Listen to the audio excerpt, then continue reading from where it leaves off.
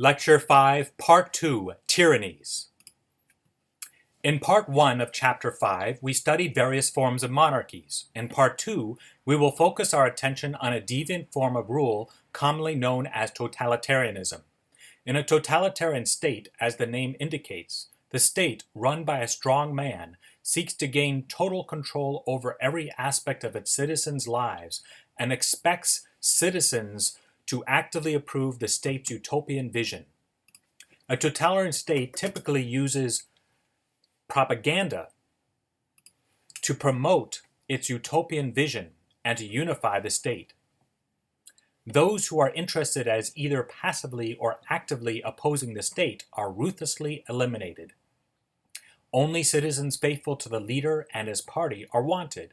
Examples of totalitarian states of recent times include, but are not limited to, Hitler's Nazi Germany, Stalinist Soviet Union, Maoist China, Cambodia under Pol Pot, Ethiopia under Colonel Mengistu, Khomeini's Iran, and North Korea, which of course is still totalitarian.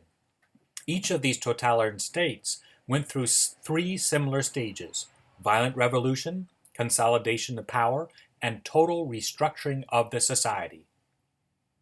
Scapegoating violence in totalitarian regimes. During the first stage of a totalitarian state, violence is often used by scapegoating a specific segment of the population. In the case of Nazi Germany, this segment of the population was, among others, the Jewish people. Why did this occur, and how does scapegoating unify a society for its next two stages, consolidation of power and total restructuring? Heinrich Himmler. Heinrich Himmler was a military commander and leading member of the Nazi Party and chief architect of the Holocaust called the Shoah by the Jewish people. In two 1943 speeches given in the town hall of Posen, Nazi-occupied Poland, Himmler explained why the Jewish people needed to be exterminated. And I include an excerpt below of his, which he gave October 4th, 1943.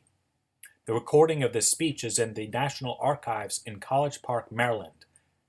And if you look at this speech, notice how many times Himmler uses the pronoun we. In the excerpt, he uses the pronoun 21 times. I will discuss later why this is significant, and I prefer not to read the excerpt since it's so awful. The title of the excerpt is A Very Grave Matter, The Extermination of the Jews. René Girard's explanation of scapegoating. As I promised, I will now explain why the 21 uses of the pronoun we is significant. When this use is understood, considering René Girard's scapegoating theory, it becomes clear that efforts at eliminating the Jewish people were the violent means the Nazis used in order to unify Nazi Germany. René Girard calls this violent manner of unification scapegoating. According to Girard's theory, once the Germans were unified by the Jewish people as the common scapegoat, as the common people that other people hated, even if those other people were enemies of one another, once this was done, then the Nazis could further consolidate their power by restructuring Germany, since they used the scapegoat to unify others, and directed the other groups of people who may have been fighting with each other to direct their anger and rage at one group, in this case the Jewish people and a few other groups. Girard's scapegoat theory is based on imitation of desires, rivalry for the limited goods being desired, which keep a society unified, and triggers a scapegoat mechanism.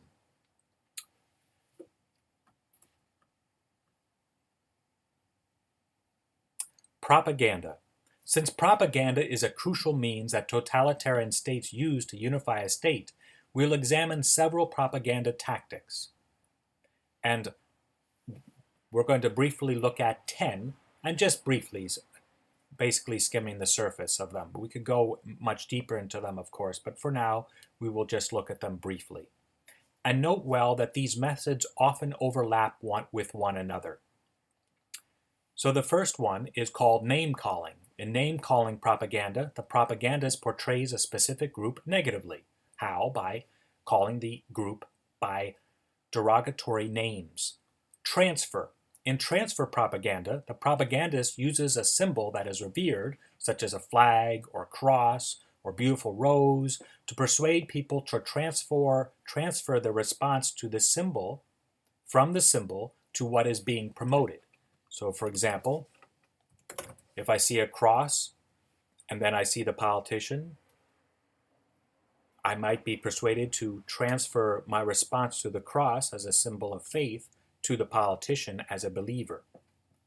Testimonial. In testimonial propaganda, the propagandist uses a famous individual, such as a movie star like Brad Pitt or a war hero, to persuade the people of the view being promoted.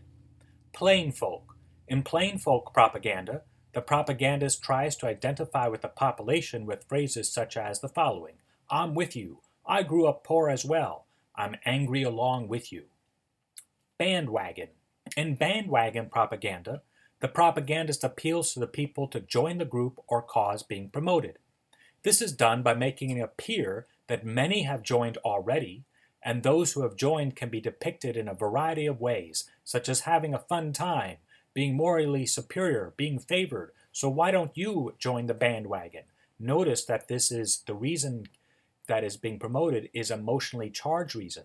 It's not actually an intellectual reason appealing to the mind. It's appealing to the emotions. Don't feel left out. Enjoy the fun. Be with those who are superior. Card stacking. In card stacking propaganda, only one side is presented while the opposition is not acknowledged, or, as in totalitarian regimes, even killed. Scare tactics. In scare tactic propaganda, the propagandist presents by demonizing the opposite side and tries to instill fear into people. Subtle, emotionally charged language with direction. Propagandists sometimes use language that is subtly charged with emotional direction. For example, instead of directly stating, don't support those people, instead the propagandist asks, do you really want to support these people? Or even better, do you really want to support those people? Use of slogans and sound bites such as the French Revolution's liberty, fraternity, and equality is another example of propaganda techniques. Subliminal propaganda also is used, although it's debated to what extent it actually is effective. God bless.